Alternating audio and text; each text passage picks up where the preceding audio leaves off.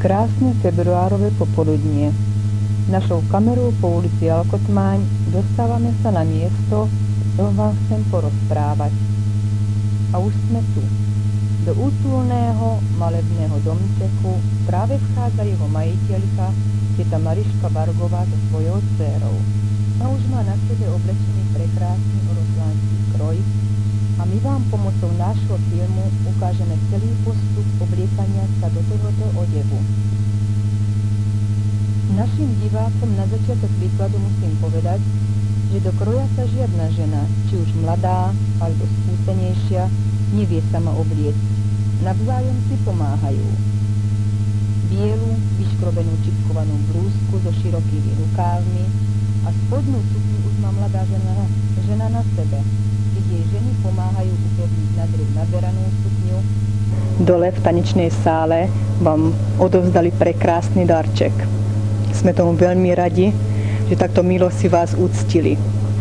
Vidím na vás, že ste si veľmi dobre zatancovali, dobre ste sa istotne cítili. Ešte aj teraz máte trochu mokré obočie, ale dúfam, že na tých pár krátkych otázok, čo by som vám chcela dať, mi budete vedieť odpovedať. Tak snáď na tieto prvé dve otázky najprv. Aspoň na 12. místu pozbíráme. Kde suknu, kde ručník, dostaneme kde zástery.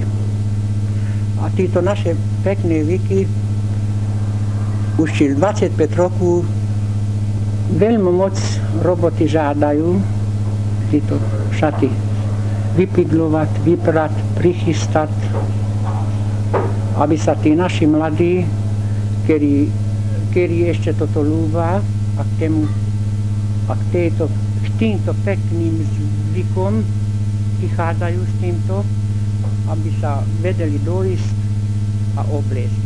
Rozprávanie, pohovor s tetou Mariškou Bargovou.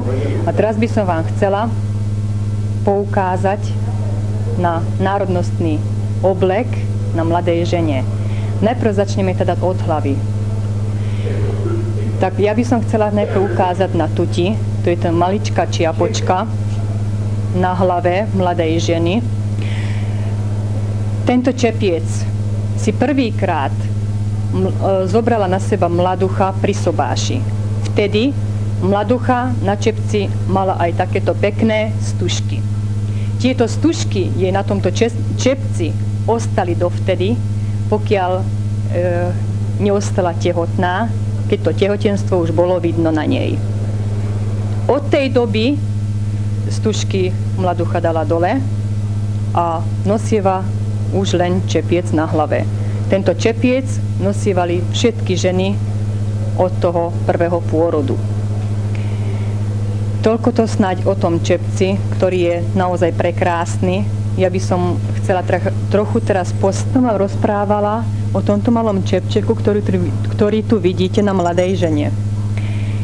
Vtedy, keď už porodila mladá žena, samozrejme tieto stužky z toho čepčeku už zišli dole a okrem toho čepčeku už mladá žena na čepček si dala šatku. Pozrite sa na túto prekrásnu prácu. Táto šatka je už 100 rokov stará a je to pôvodná šatka, čo ešte naše staré mamy, pramamky mali na sebe. Je to vynikajúca práca. Tak snáď by som sa ešte chcela zmieniť o ďalšej šatke, ktorú nosili naše mladé ženy, aj staršie, na pleciach skríženú a vzadu pekne zviazanú.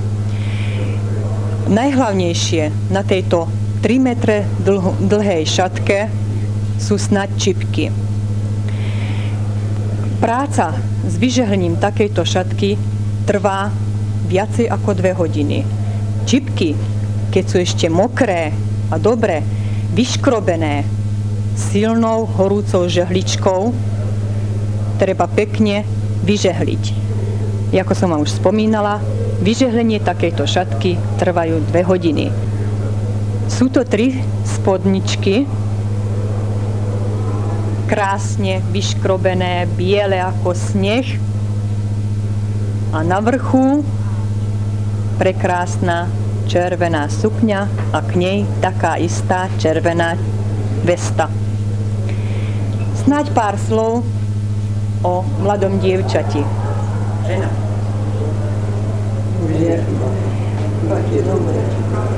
Nuž, toto je niečo prekrásne. Prečo? Pretože je to samá mladosť. Veľa pestrých farieb, stučknec. Dovolte mi, aby som vám ukázala oblek mladej ženy, pestrý, prekrásny a s tou hrdosťou a nadšením, čo táto mladá žena si tento oblek obliekla, už len kvôli tomu, je rada, že tento oblek ona zdedila po svojej starej mame. Stará mama ho nosievala skoro každý deň.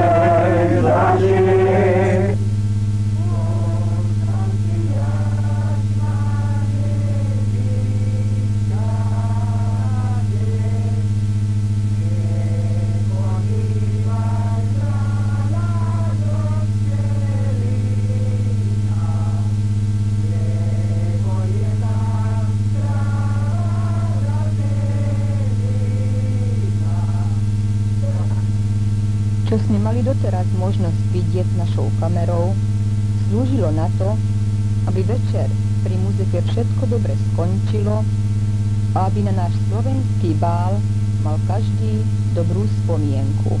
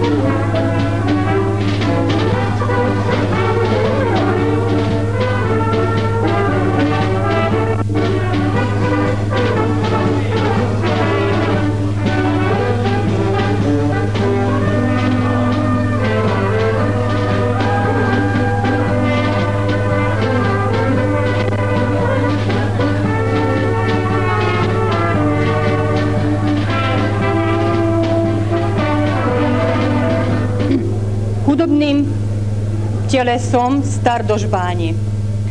Z tejto príležitosti vedúci Stardožbanskej kapely by chcel dať malý upomienkový darček našej pani Mariške Vargovej. Köztudott dolog, hogy Mariska néni a nemzetiségi hagyományok ápolója. Mióta ápolja ezt a hagyományt? Hát ezt a hagyományt 961-ben, mikor a klubba kerültem, akkor adódott lehetőség arra, hogy tényleg ápoljam, és ahogy én nagyon szerettem, tényleg gyerekkoromtól fogva, és ott annyira adatott a lehetőség, hogy hát tényleg nekifogtam, és hát ápoltam, összeszedtem a fiatalasszonyokat, eljártam hozzájuk, elmentem hozzájuk, és megkértem, hogy mi is az elképzelésem, és hogy is mondjam, talán így neveztük annak idején, batyusnős bál volt, amit a klubban rendeztünk évről évre, a farsangi időszak alatt, és nagyon kedves volt mindenki számára, és azóta is, hát a mai napig nyugdíjas, amióta nyugdíjas vagyok, most már 6 vagy 7 éve vagyok nyugdíjban, és azóta állandóan ápolom, készséggel csinálom, csak egy baj van, hogy amit nagyon sajnálok tényleg, hogy utódom, nem tudom, lesz-e, aki ennyit fog tudni fáradozni érte, már annál fogva is, hogy a ruhák nem egy helyen vannak, különböző helyekről kell összeszedni. Mariska néni, láttuk a nemzetiségi bálon is a kulcsos kalácsot, ez bizonyára különleges kézügyességet igényel. Van-e olyan, aki szeretné megtanulni ezt? Hát megint csak sajnálattal kell, hogy mondjam, hogy nincs. Nem akar, mert az ideinél is, az ideit, mikor készítettük és sodortam, és a két asszonykának mondtam, hogy jöjjön ide valamelyiket próbálni, még majd én itt állok fölöttetek és magyarázom, hogy fogjátok. Nagyon szeretnénk, ha Mariska néni minél hosszabb ideig ápolná ezeket a hagyományokat, és ehhez kívánunk jó egészséget és hosszú boldog életet.